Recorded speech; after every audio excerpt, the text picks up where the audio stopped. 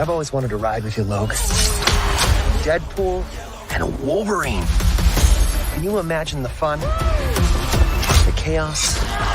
You mind putting your mask back on? Super hard to eat while I'm wearing it. It's super hard to eat when you're not.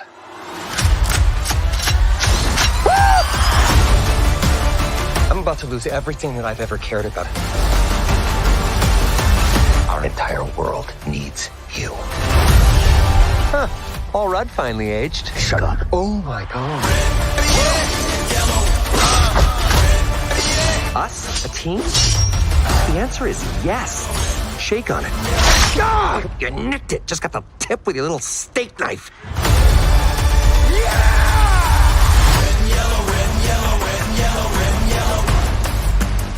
Rated R.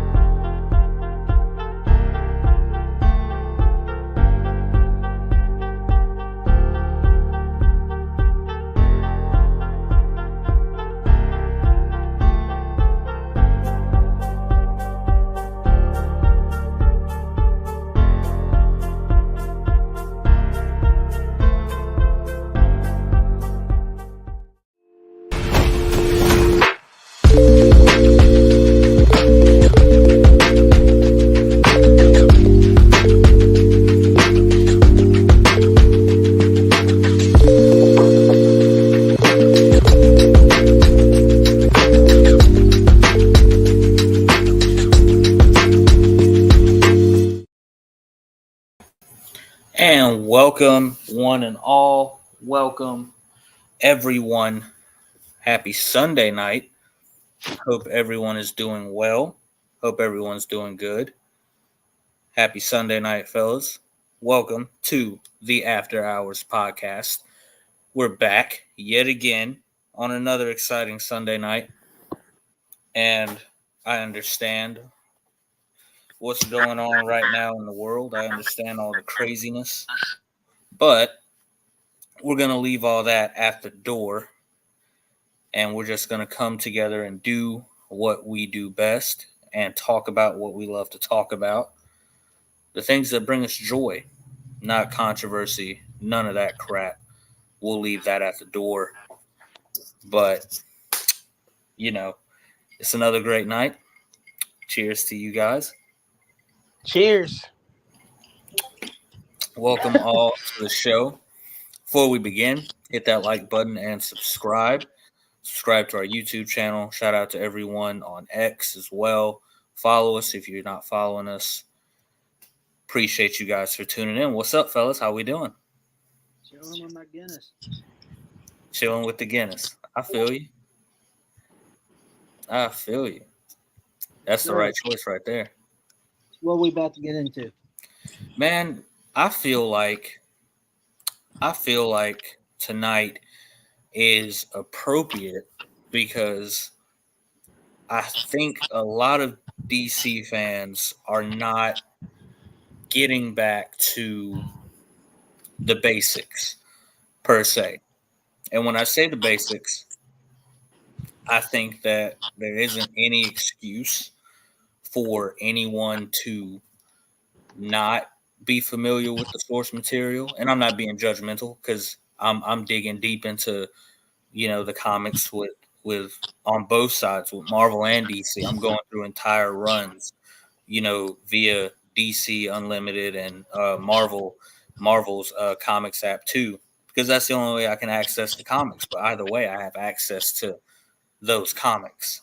And so I found myself on this journey because we've been through many a debate about movies. We've been through many a debate about what's been portrayed on screen. And we never really talked about we've touched on it in some aspects, but we never really talked about the comics. We never really talked about the very source material that we derive our movies from and what inspires us about those certain comics. Now, maybe on the next pod we can cover Marvel, but I know tonight I wanted to give DC its due first. The OG. So, with that being said, I know even more so than myself, I know Evan and definitely you, Dan, as you've explained to me, are definitely big comics guys, big DC guys as well. So for you guys, first of all, let's start off with the obvious question: Marvel or DC? Wait, Comics, Marvel or DC? Comics, better yet, who just has the better hero? Better all the way around. Comics. We'll stick to comics then. Comics. I feel like this isn't a fair question for me simply because I've read so much more of DC than I have Marvel Yeah. by a sizable amount. But just given off of that, I would have to say DC solely because I have read so many more DC comics than Marvel. So, but like I say, it's kind of unfair because I'm uneducated in a lot of Marvel. Yeah. Okay. Nice. What about you, Dan? Oh, simple. Question between DC and Marvel? Batman. Look, I love both DC and Marvel a large amount. And while I do lean more towards DC overall, when it comes down to it, I tend to look at DC and Marvel on an equal basis.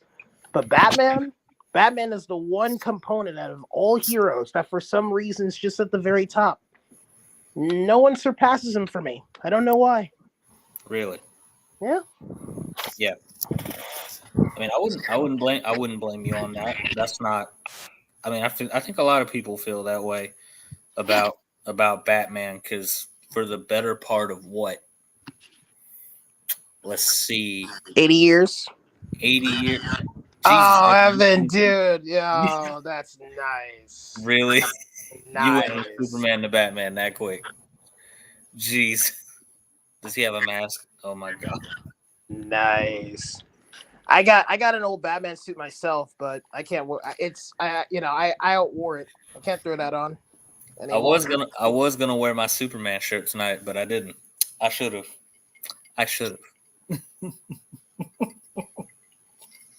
Don't tell me we're going to talk about DC and expect me to not be ready. Oh yeah, I should have known better. But no, I want to bounce off of what Dan just said about Batman. Yeah.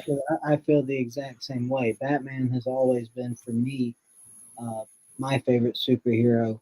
I've always loved Batman, but it was when I was a freshman in high school, I believe, when I read The Killing Joke, and that comic was just unbelievable. Oh, I had never read a comic that took such a over the top but serious tone at the same time. But overall, it was the point that the book made about the whole philosophy of one bad day that really made me look at the Joker in a whole new way. Alan Moore is a comic book genius, not just with The Killing Joke, but with Watchmen also. Another phenomenal piece of comic book. I mean, that's a comic book piece of literature. I think Evan became my new best friend. Thank you. I mean, that is a masterclass in superheroes right there. Yeah. Yeah. But The Killing Joke really changed a lot for me in terms of how I saw Batman, because what made me fall in love with Batman is you got heroes with abilities. Spider-Man shoots the web. Superman, they give the guy a new power every comic depending on what situation he's in. You know, go down the list. Batman doesn't have any powers, but what made me love him so much is his strong moral stances. Like, Batman has his beliefs, and you're not going to push him off of them. And my favorite moment in The Killing Joke is such a powerful moment, is when Joker is giving Batman his whole spiel about, oh, the world kills each other over ridiculous things. The last World War was over telephone poles. Life is a joke, so why aren't you laughing? And Batman hits him with, because I've heard this joke before and it wasn't funny the first time. I was like, and then Batman hits Joker with the coldest true serum ever. He's like, perhaps, Joker, some people do go through bad days, but it makes them better people. Maybe it's just you. Maybe you're the problem. And for the first time, I had never seen this from Joker. You see a Joker who doesn't have a smart aleck comment reaction to that. He doesn't have a joke to go off of that. He's just stunned. And you see this brief moment of humanity before he just pushes Batman away. And it's like, Joker, he got you. He got you. And Yeah. that's what I loved about The Dark Knight. Christopher Nolan portrayed that great with Heath Ledger. Like Yes. Joker's great fear is maybe I am the problem. Like when Joker was at the mob table scene and one person tells him that he's crazy. That's the one part in that whole scene where he goes from, messing around with the mobs, somebody calls him crazy and Joker just looks at him, no, I'm not. Like Yeah. just he's not smiling. Yeah. He's just like, no, don't, I'm not crazy. Right. Even though he's sitting there wearing clown makeup, like, bro, yes, you're off your rocker. You're sitting there in a mob meeting wearing a purple suit and clown makeup. Yeah. You You've are lost your mind. freaking psychotic.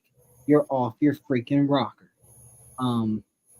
But Batman, like I said, it's the strong moral stance, and I know Dan will have something to say on this, but Batman just his moral stance, and I overheard him on one of the last podcasts say Batman is whatever Gotham needs him to be, and he's so right in saying that. He's not the hero we deserve; he's the hero we need. And that I know we're talking about comics, but now I'm about to get on the Dark Knight movie for a second. Mhm. That's what made the end of that movie so perfect. Harvey Dent does all these terrible things, but Batman says, you know what? People need a hero to believe in. I'm not that guy. I'm controversial. Some people like me, some people don't. Everybody loves Harvey. So, pin everything he did on me. Let them hate me so they can have hope to believe in. Like, that's one of the biggest sacrifices I've ever seen a hero make. He's like, I will go into hiding. I'll hang the cape up and, I'll surrender everything I've done. Because the ultimate goal of Batman is to give Gotham a symbol to believe in, because it's a city riddled with corruption and all kind of bad stuff. And Batman is able to give them that, and he's willing to give them that, even if it's not himself. And that's why I love the Pattinson movie too. At the end, him having that realization, I'm not going to be what they need me to be by beating up thugs. I have to become more. I have to become a symbol. There's that realization. And that's what I love about Batman. He's a symbol, what he represents, the moral stances. So, as Dan said, I lean DC more than Marvel, and Batman is really the deciding factor for me in that regard. Awesome. That well said. Well said. Well said, bro. Shout out Richard Reeves. He says, "Why are you chasing him?" Chasing Well, him. son, because we have to. Oh yeah. Important words by Gordon as his son asked him about Batman running away. But Yeah, that scene was great. yeah, that's pretty much. I mean, that pretty much hits it on the head, Evan. It doesn't get any more cut and dry than that. What about you, Dan? What about your thoughts on that? Oh, well, I told you before. And Richard actually commented. Richard was who I was referring to when I brought this up before. That's what I mean by Batman. That's what I mean by That's what I mean by why I always prefer Batman over Superman. You'll never if you ask me if who's the greatest superhero, you'll never hear me not say Superman. Superman literally embodies the greatest superhero. That's what he is. He symbolized that in every form. But my point is, Batman is much more. He's a guardian. He's willing to quite literally do anything Yeah, for the people. That means questionable things, lying to the city, lying to a lot of people so that they still have something to believe in. yeah. I don't see Superman doing that. I mean, so when we come to that, are we now? This is a question for both of you because I just thought about this. One of the criticisms of the Batman with Pattinson for some was that, well, he is the knight, he is vengeance, he is justice. He is that symbol of fear to criminals. He's that symbol of, the ever watchful eye, so to speak. And Superman is this symbol of hope and optimism and safety and truth, justice, the American way. So I don't have those themes, have those two characters become conflated with each other in both comic book and movie to you guys, or have they has Hollywood, I'm sorry, managed to keep them within their own lanes in respect to their characterization from comics to the movies? Evan. So let me make sure I understand your question. You're asking me, do I believe cinema has kept Batman and Superman at the core of what they've always represented in the comics? So yeah. I would say sort of in some cases. I think Christopher Nolan is, and I don't mean this as a disrespect to Tim Burton or Joel Schumacher or Snyder or Reeves when I say this, but for me, with no close second, Nolan is my favorite Batman director. You can say what you want about the fights being choreographed, but what makes his Batman so special is the fact that he is at his core representative of what he is in the comics in terms of that perseverance, that never give up, that never say die attitude. You know, he has moments of self doubt, like when Rachel dies. I mean, who wouldn't? That's terrible. But Alfred gives him the little pep talk, and he's re inspired by Harvey. He's back in action. He gets broken by Bane and has to crawl out of the prison, but he does that. He's back again.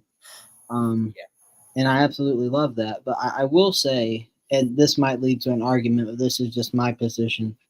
The one director who I don't think, well, let me tackle Matt Reeves first. I think Matt Reeves got some of Batman correct with the vengeance, the night, all that stuff. His Bruce Wayne I found to be boring, just straight up boring, monotone. He doesn't speak any words the whole film. This right here is how he talks the entire movie. And then he puts the mask on and he sounds the exact same way. Same way. But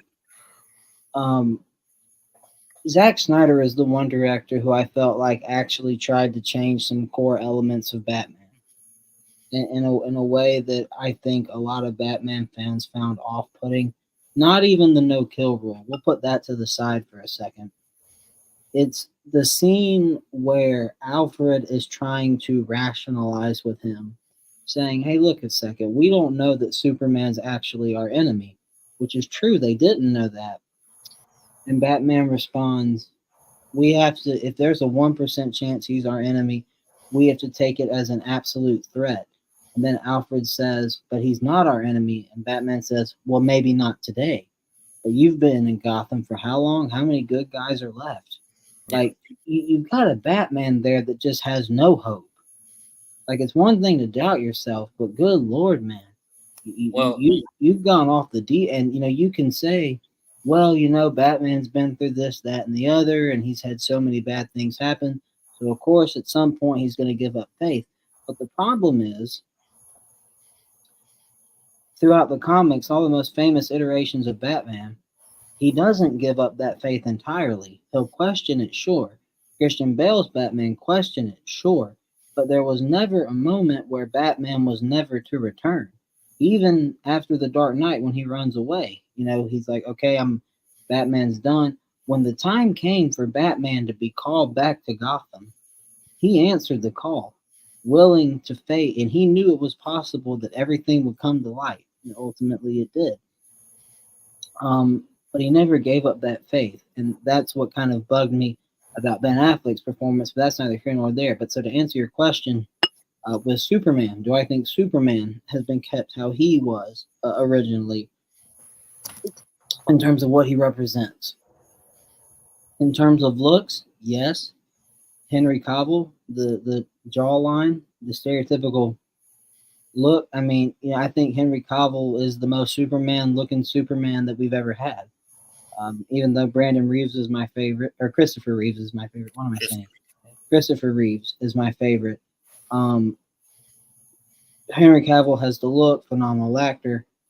But in terms of the core of what he believes. Again, I go back to Batman v Superman, where I would say the portrayal of Superman's core beliefs are violated even more than Batman's were. Because you have a scene in BVS where Superman point blank says to Lois, "Nobody stays good in this world," which is the most non Superman thing based on what I've read in the comics of what he views the world. He is the ultimate symbol of hope. And here you have a Superman saying, "There is no hope." And in order to make that work, Superman's powers had to be taken from up here to way down here. And they had to really bring him down. And, if some people like the brought down Superman, cool. That's your position. You can like that all you want. Me personally, I'm not crazy about it. I like seeing OG demigod power Superman. But so I said all that to say this. Some elements of Batman have been kept in. Some elements of Superman have been kept in, but definitely not 100%. Dan, anything to say to that? Oh yeah, if we're talking about the Snyderverse DCEU specifically, the Batman Zach was going for, he was trying to pull from The Dark Knight Returns. If you ask me, he didn't do it well because that Batman still doesn't necessarily kill or even use guns. He still tries to stick by his code. But Zach interpreted the scene where the gunman had the gun and the baby in their grasp and basically said they'll kill the baby, and Batman said, "I believe you." He interpreted that scene as Batman like shooting the criminal with the gun. So because he interpreted it that way, he believed that his version of Batman in Batman v Superman should kill.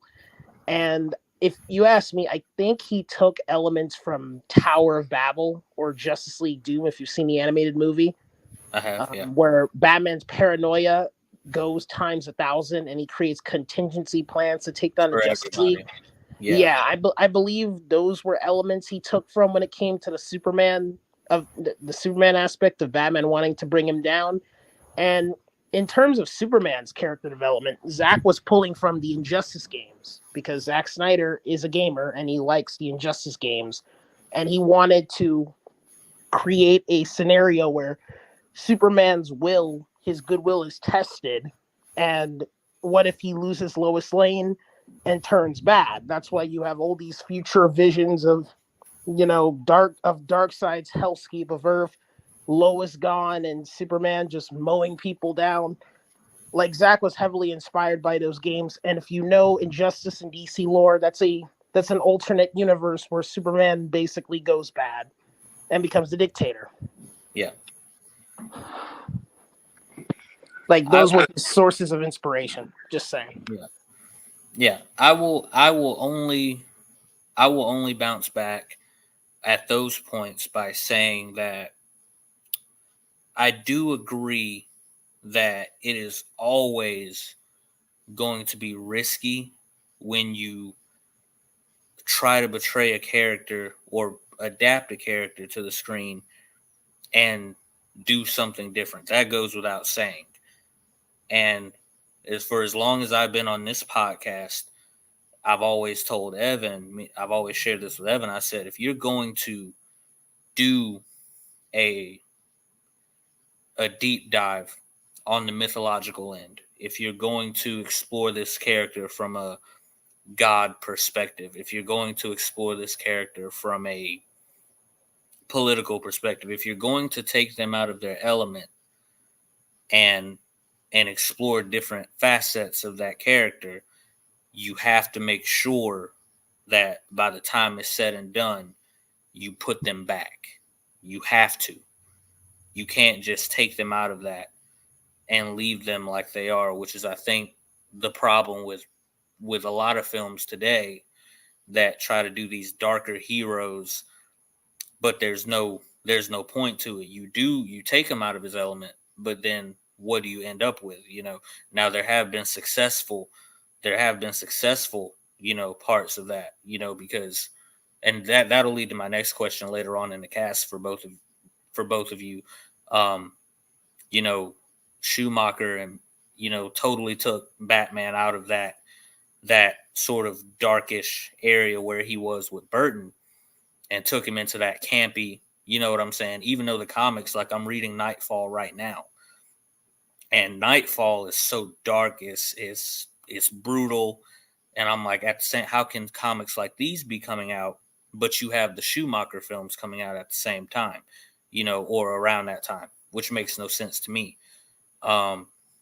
Or any other Batman comic for that matter that was running adjacent to the Schumacher movies, not just Nightfall. So for me, it's about when you put them back. Now, given, it's not always going to be a guarantee that everyone's going to like what you do, and for me, certain things even out. So for Ben Affleck's Batman, as I read the comics and I think about Ben Affleck's Batman, am I like in Nightfall? Batman is brutalized by Bane, set ablaze by Bane, and Bane takes over Gotham City. Batman's laying on the bed with his back broken, giving up all hope. He's saying, Bane's won, Bane's won. It's already too late. I can understand Batman being at that point because of the weight of, and what Nightfall as a comic has really showed me is how much, I don't think we comprehend how much psychological stress and how much mental stress and physical stress Batman has on himself to be the perfect fighter, to be the fastest, to respond to all these threats. And so by the time we get to Nightfall, all of this has built up on him, and he's just like doubting. He's like He's not 100%. He's like, oh, I missed that Batarang throw. It should have been faster.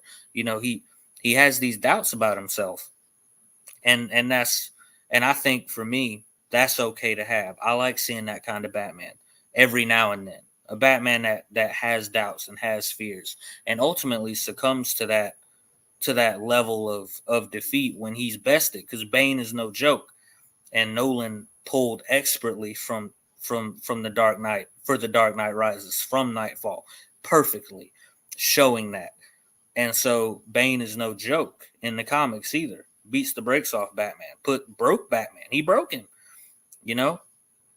And so I think when we get to BVS, I think it's perfectly plausible to understand that Batman can be broken. But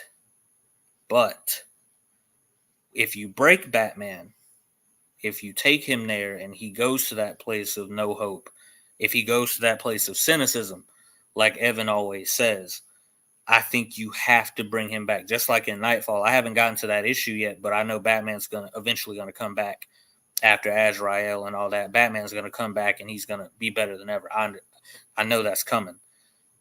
But my point is that you have to pick up those pieces. If you break the character, you make sure you fix it and fix the character and put them back twice as strong. So for me, when it comes to Ben Affleck's Batman, having that turn of him understanding just how ignorant and stupid his mistakes were when Superman was someone just like him, and he immediately switches, that makes it worth it to me. And then he spends the next entire Justice League movie, hey, we need Superman.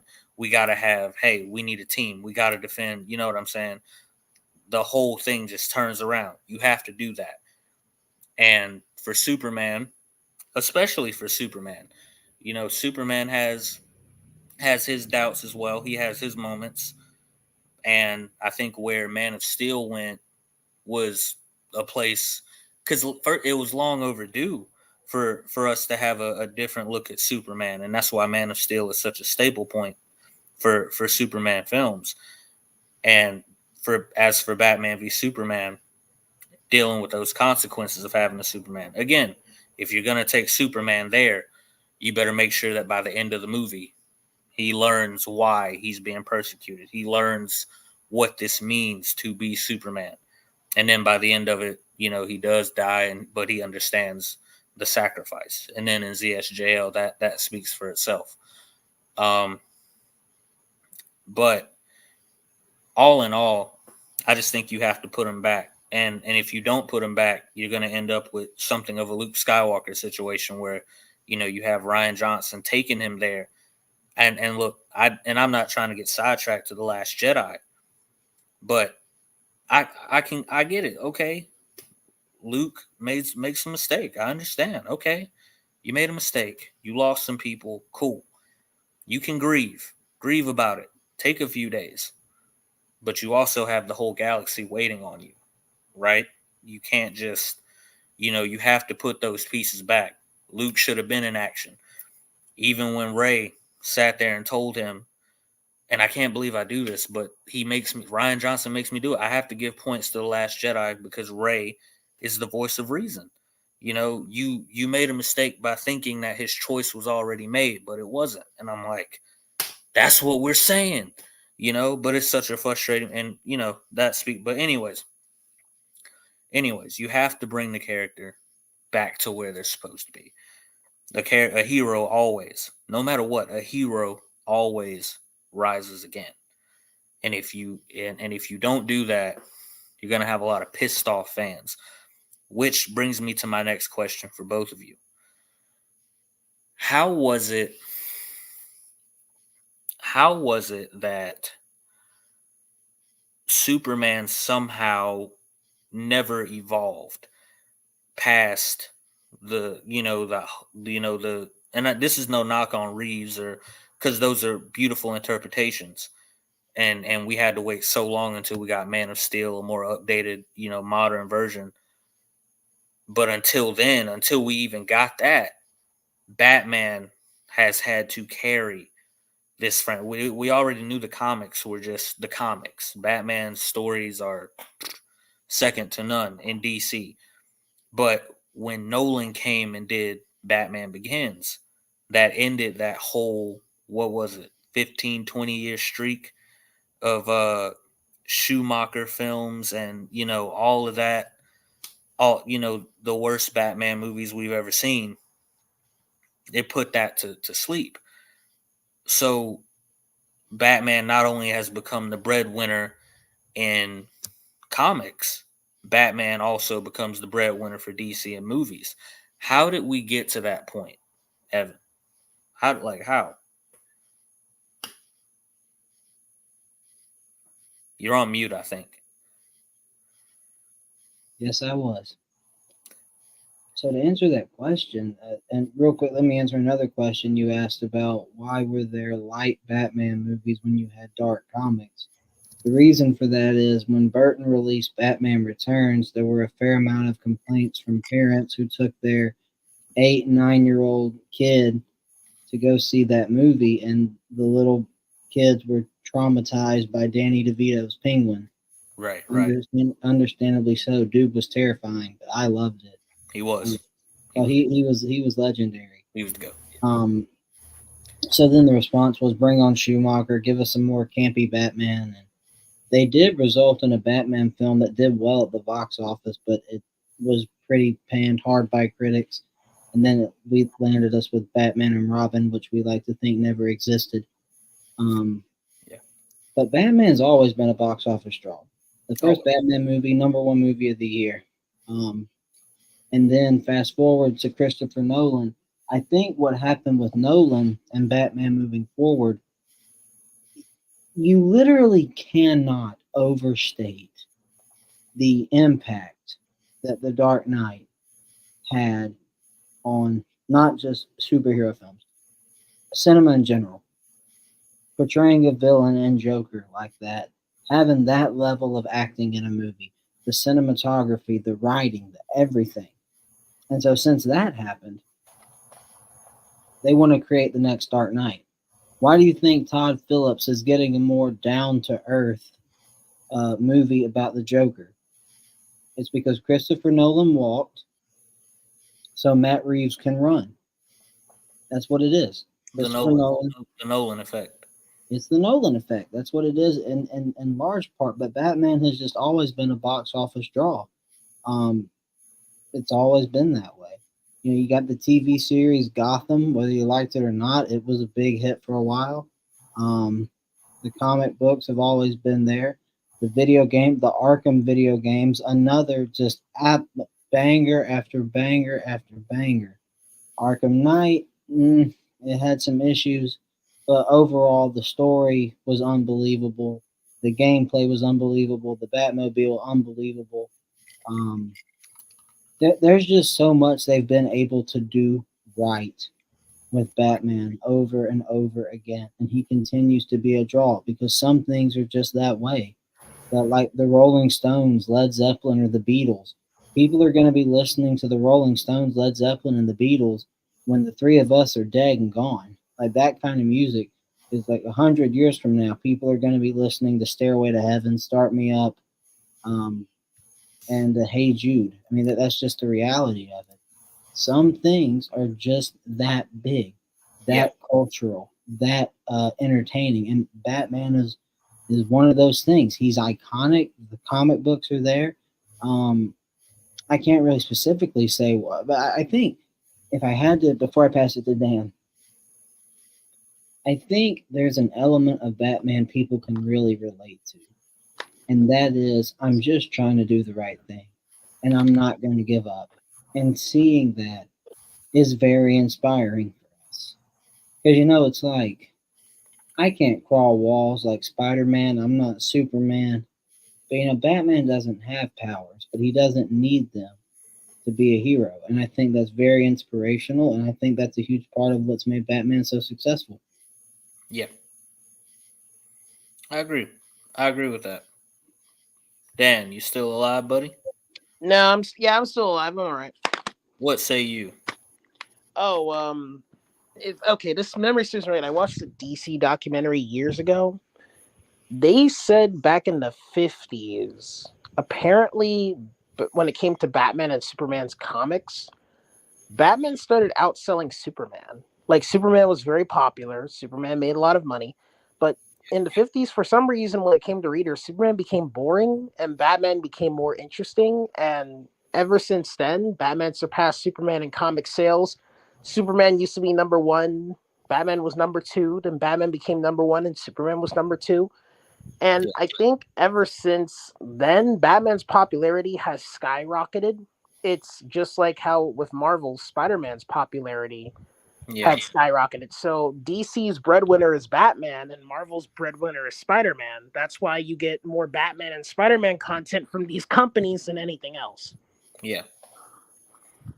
Yeah. That's definitely true. I think now this might be I don't know if this is a controversial thought, but I would dare to say from my own personal experience, I think there was a huge misconception about Superman and about just who he was, which was why his modern update was so long overdue. Like Christopher Reeves is Christopher Reeves. You're never gonna replicate the glory days of Christopher Reeves. You can only move Superman forward in time and keep his morals intact as well and see how he handles different situations in different times. And so I think for me, Reeves' time was Reeves' time, and you put respect on that and you have reverence for that. You don't try to copy that. That's why I found uh that's why I found Justice League to be so disrespectful because it was Danny Elfman using the old Superman theme for Reeves' Superman theme for Henry Cavill when Henry Cavill in fact already has his own unique theme. What's up, Firebird? Nice to see you, bro. Thanks for joining. What's Wait, up? Jay, what if they combined them? What if they took the original theme and took Hans Zimmer's theme? I thought that'd be like a cool Okay, well, I I like. mean, it would if you wanted to pay tribute, but I just think it's disrespectful because we all know how much we hold Reeves Superman in high esteem, just like we hold uh uh Burton's Batman in Yeah. high esteem too. So those themes mean something totally different for those Batman and that Superman. So for them to have used those two themes in Justice League for a Batman like Ben Affleck who had such an iconic theme with Hans Zimmer, such an emotional and tragic theme with Hans Zimmer was disrespectful. And then Man of Steel, his theme song, Superman's theme for Man of Steel, is so beautiful and so well orchestrated that bands play it till this day all across college football. Um, that was a great disrespect too, as well, I feel, because everyone wants to go back and replicate Reeves, and maybe and they can try if they want, but I'm telling you, it's not going to happen because Zack, and that's why I give Snyder the ups on Man of Steel, because he was the only one he was one of the only guys who had that initiative to pay tribute to the past, but let's do a new Superman for the future. Like Richard Reeves says, the 85-year anniversary short still makes me tear up to. Yeah, that's the one that I teared up to as well, because it shows all those different Superman, from the Reeves to Smallville, all these different Superman and all these historic events of Superman, the 75 year that leads to Henry Cavill's Superman. And so that's when you do that, you come up with something new. You don't want to try to replicate that, which is why I feel like Batman has always, which is why I feel like that jump happened for Batman, because Nolan had no reservations. He's like, I am not here to make Reeves Batman. I mean, Burton's Batman. I'm not here to do that. We're here to bring Batman into the 21st century cinematically. And he did so with gusto. He did so with realism. And he did. Hans Zimmer too. That theme is amazing. Hans Zimmer scored aces all across, like the most iconic themes in superhero history, up there with the in the Hall of Fame, definitely. That's what makes me mad about a lot of people, because even in the comics, even the creators understand that Superman and Batman are going to be put in different situations throughout time, even though they're timeless characters, and how they respond to different situations has to be documented and written accordingly. But if you're just going to try to keep them in this same box that you've kept them in, you run the risk of making a character irrelevant, which is why I feel like people sort of looked at Superman as like, Superman's cool, but look at Batman. Look at how far Batman has come. And You might disagree with me on this, but I don't think Henry Cavill did much to change people's perspective of Batman being hero one and Superman being hero two. no, I'm not saying no, I'm not saying that. That's not what I'm saying. I Henry, mean, that's not what I'm saying at all. and I don't think Superman was at risk of ever becoming irrelevant had Henry Cavill never donned the cape. I don't think we were ever in that position. I mean, you still had Superman comics, which are wildly popular. You had the DC animated universe. Now, would it have been as big without Henry Cavill? Probably not, because big screen films are always going to be bigger than animated series or TV series or whatever. But I think there's a lot of people that really try to overhype, and I don't mean this disrespectfully, Eric. I really don't, but there's just not a nice way to say this. I feel like people really try to. There's never a happy medium with Zack Snyder.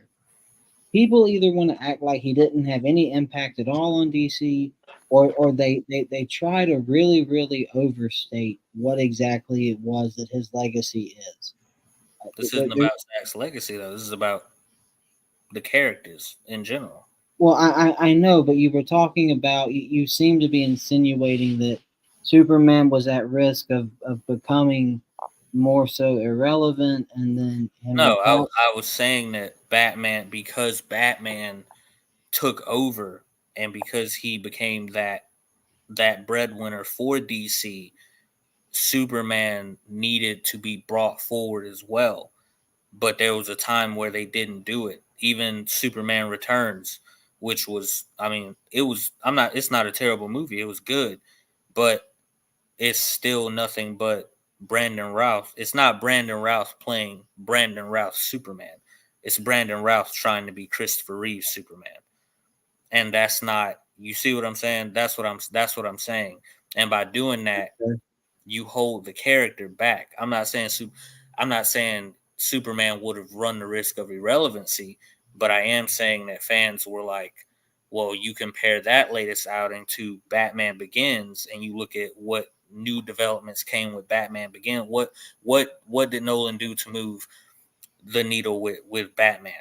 He brought him down to realism, took out all of the campy elements, none of that influence whatsoever, straight realism, brought us into a new fantasy that we've never seen Batman in before visually. He made the character, he brought those same stories that we see from the animated series. He brought those characters into the world, rooted them, grounded them, and told an excellent story. Pushed Batman forward for the next 3 years. And by opening that door, he pushed the door open for Zack to do what he wanted to do with Batman. And then by doing that, and by extension, that door was open for Matt Reeves. So now this cycle, we haven't had a bad Batman yet since Nolan, since what Nolan did, and since that bar he said, we haven't had a bad Batman since. And I agree with you on that. But if you're going to do the same thing for Superman, you have to move him forward. Now, and understandably so, I understand the criticism for what Legacy might be doing, and I hope to God James Gunn is not trying to do that. But I am saying that I think that Henry, and I'm not overstating it because we've talked about the legacy of what happened and all of that, but Man of Steel being the only solo Superman movie, and for whatever reasons we may fault, because we know all the reasons already. We already know them all. No matter what, I think it was for Superman only have had Man of Steel be his only shining moment by himself. And make no mistake, Man of Steel is a crown jewel of a Superman movie. For that to have been his only modern showing outing by himself shouldn't be. It shouldn't be. When Batman's had 1, 2, 3, 4, and now going on 5 Well, more. I mean, it's just like you want to stay with what works. I mean, it's not like to say that Superman wouldn't work, but it's like, if I'm Warner Brothers and I know I've got this guaranteed cash cow right here with Batman, Yeah. why would I want to take that risk with somebody else when I know that I'm going to get $700, $800, $900 million out of Batman? Why would I want to spend my money on Flash, Superman, Wonder Woman, or whomever? And I know good and well I'm probably not going to get the same return as I would have had I just invested in more Batman. Yeah. Well, I mean that brings us to the factor of, and I know both of y'all can answer, who has the more profitable brand of characters. Because if we look at the numbers for DC, we ain't seeing nobody up there but Batman and Marvel. I'm going to go ahead and answer your question. Marvel. Exactly. Marvel. Marvel There's definitely. a tricky thing about that. What I Which mean is is that Marvel currently Marvel has characters that people identify with more iconic stuff like that. But the thing is, despite Marvel surpassing DC, despite them doing that, all DC has to do is basically create a good Batman or Superman story, and they just steal the show. they steal the show. They don't Yeah. even have to. They don't have to go to Flash or Green Lantern or any other DC character. They just need to retell Batman and Superman in some unique way, and that catches everyone's attention. And that's mainly because, and this is my personal opinion, but my observations are clear. The three most iconic characters when it comes to superheroes seems to be Batman, Superman, and Spider-Man. Those three seem to really connect with people as a whole. So it's the same with Marvel. Marvel can rejuvenate all their characters in various ways, but they put out one good Spider-Man adaptation, and that catches everyone's attention. It's like Batman, Superman, and Spider-Man are like the holy trinity of superheroes. It just looks that way. I'm starting to think, and this may be controversial. Let me see. Richard says, by Evan's point of view, why should all art not look exactly the same? Profitability versus artistic endeavors. Evan, what do you think about that? I'm not saying that's what companies should do. What I'm saying is you were asking me Why would Warner Brothers not give Superman more shine? And I'm saying that their line of reasoning was, we know we've got to get. It's kind of like back in the 80s, okay? Hair metal music became the rage. Heavy metal music was starting to take a back seat. Bands like Black Sabbath, bands like I mean, there's a lot of other examples. Dio, bands like that were starting to fall by the wayside to MTV bands, Poison, Winger, Warrant, all the '80s Motley Crue, the '80s hair metal bands. Right, there was a formula there that worked, and it got so much money all the time. Pretty soon, it was all about hair metal, fast paced music, about getting girls, having these music videos with girls in them. There was a formula there. Studios didn't want to give any other kind of band any kind of recognition, which is why Nirvana was such a pop. Even though I'm not a big fan, but that's why Nirvana was so huge, is they were that band who finally broke through the ceiling that had been laid out by hair metal. But my point is, Warner Brothers logic, and this is just me speculating. I don't know if it's the case. I'm not even saying I agree with the logic, but if you're going to ask me why give one character all the shine, because that character is giving me return on investment. Not only Now, that, it's just the best character. as a DC fan, would I have liked to have seen a Flash movie or a Superman movie or a Green Lantern movie? Well, not if it's going to be like the Ryan Reynolds movie, no. But um, I'm not against them showing more characters. I'm for that. I'm a DC fan. I want that. But I'm saying from the Warner Brothers perspective, they didn't want to give other characters shine because they didn't want to take that risk. Yeah. Because risk doesn't always pay off. Right. It doesn't. Sometimes you get a Captain America movie that works, or you get a Green Lantern movie. I'm starting to think, and this might be controversial, I'm starting to think low key that maybe Marvel just might have the better stable of characters. They have more profitable characters than DC. And that's not only from an MCU perspective, we're talking about pre-MCU all the way to the comics. If you're not a fan of Thor, Captain America, or anybody else, that's all right. You can step over to our mutant side. We got the X-Men, we got Wolverine, we got Jean Grey, we got Cyclops. Oh, you don't like them? You want to go to the streets? You want to hit the streets in New York? Here's Spider-Man.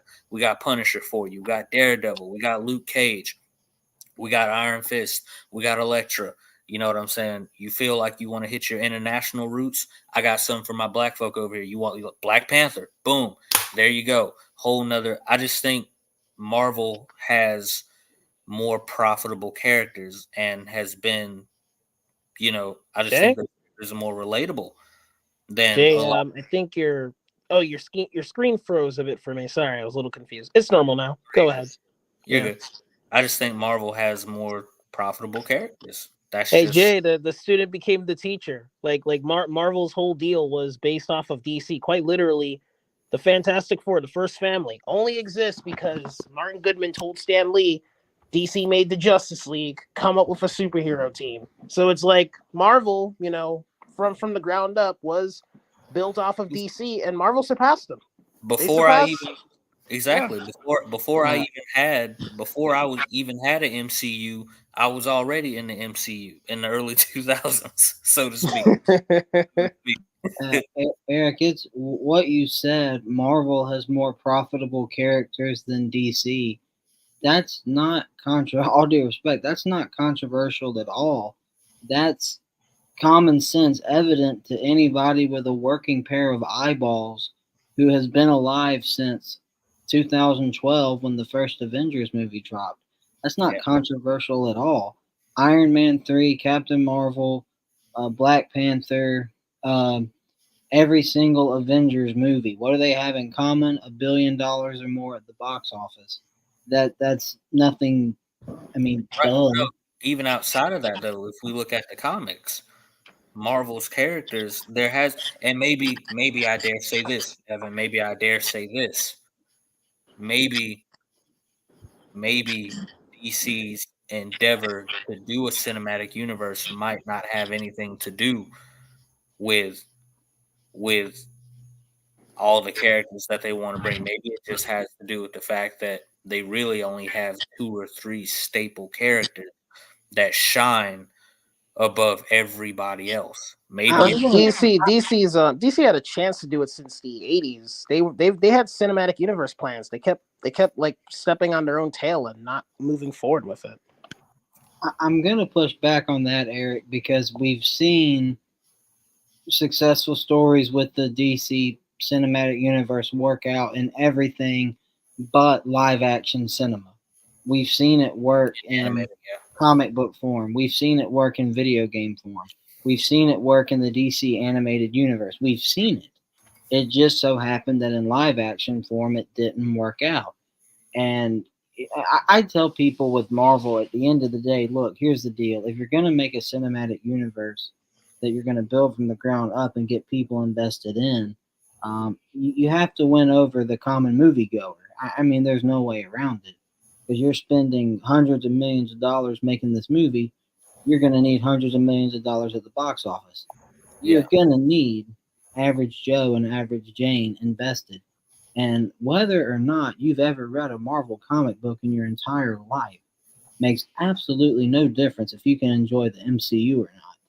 You don't have to know a gosh darn thing about Marvel. And, what's crazy is Dan mentions Spider-Man as being iconic, and I agree. He's the most famous Marvel character ever. So how insane is it that we waited until I think Phase 2 was almost over? No, start of Phase 3, because isn't Civil War what kicked off Phase 3? Civil War kicks off Phase 3 going into, I think so. If And I'm that's No, where and we got I'm pretty sure Spider-Man. Civil War is like before. No, okay, it's before Doctor Strange, and that likes before Black Panther, and then that leads into Thor Ragnarok, and then that leads into Infinity War, if I'm remembering the timeline correctly. Yep, Civil Yeah. War is Phase 3. So Civil Phase they 3. went through 2 entire phases, 8 years of an MCU before they gave us their most popular character. Think about that for a second. They gave us 2 Avengers movies, multi-billion-dollar films. Spider-Man hadn't even shown up yet.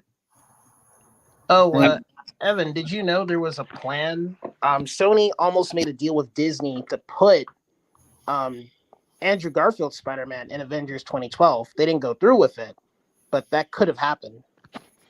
That'd been cool. Now, me personally, I'm big on Tom Holland. He's my personal favorite. But, I mean, to me, that just speaks to, and I'm sorry to cut you off, Eric, but that speaks to the profits of Marvel, that they're able to do that. And I think DC could do that if they got the right director. Because, I mean, there's elements of a movie that are objective across every genre. Good acting, good story, great fight sequences. The MCU's had that from day one. Day one. The fight sequences are top notch. The acting's phenomenal. The stories are good. They kept it. Yeah, DC, for whatever reason, has struggled in those areas. And I think the main issue, though, before I sign off, for the DCU was continuity. You're all over the place. Marvel had this linear path from day one where it was, we're teasing villains, we're teasing this, that, and the other. We're building toward the next story. We beat Loki. Now we're moving to Ultron. We beat Ultron. Now there's a dispute amongst the Avengers. We have this dispute. Okay, now Thanos has showed up. We lost to Thanos. Now we got to bounce back and there was always just a new, bigger story. And now that's where the MCU has been struggling post Endgame, is even though you've had No Way Home, I think Deadpool is going to be another $1 billion film. We'll talk about that one another day. But they've struggled with where are we going next? Okay, maybe, you got Kang, but, we just had Kang lose to Ant-Man, so it's like. Yeah. like how bad can this dude who lost to Ant-Man be? But that's a story for another day. Yeah. So with the DCU, the problem was always, we got Snyder. Well, so now Snyder's leaving. Well, Josh is gonna continue his vision. Hunt bullcrap. Uh, well, now we don't have a head of the department, so now it's just, well, maybe it's Suicide Squad. Maybe it's this. Maybe it's that. Maybe we do Shazam.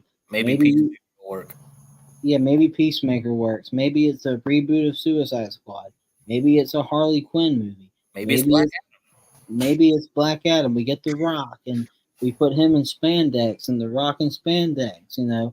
Turns out people weren't smelling what The Rock was cooking, and that movie flopped. All right, and then or maybe another Shazam, maybe Blue Beetle. I mean, I can go on and on and on and on. It's just a monkey throwing crap at a wall, praying something sticks. But I had fun talking with you guys, and I look forward to doing this again with y'all. Peace out. Absolutely, bro. We'll see you Later, on. Evan. Honestly, I'm getting tired of tired myself, so I think I'll call it a night. But it was awesome hanging with you, Eric. Absolutely, man. Absolutely. This was a great, great show. It So was. I'll catch you later, Dan. I'll see you on the next one. Later, man. Later, broski. And I believe that will conclude our After Hours podcast. I appreciate everyone for showing up. I do agree. Ultron should have been a much bigger villain. Age of Ultron is super underrated. I do think that I am giving James Gunn a chance as well. Richard, I will be doing that. Absolutely. Thanks, Firebird. It was absolutely fun. I absolutely enjoyed it too. I thank God that you enjoyed it as well. I'm glad that you enjoyed it. And I look forward to seeing you guys on the next one as well. I look forward to having you guys here with us on the After Hours. I'm humbled that you guys are here. I'm thankful that you guys are here. But you guys have a great night. That concludes our podcast. This episode will be up everywhere where you get your podcast. We will be back tomorrow. Hit that like button and subscribe. Follow us on X. Follow us on Instagram as well. And I will see you guys later. I'll definitely have you on. As a matter of fact, Rich, we'll have you on tomorrow. We'll have you on the next one. As a matter of fact, most definitely, we will have you on. I want you on the next one. I want you on this next episode with us. So I will be in contact with you, and we'll get it started. But thank you guys for tuning in. You guys have a great rest of your Sunday, and you guys have a blessed week, man. Peace.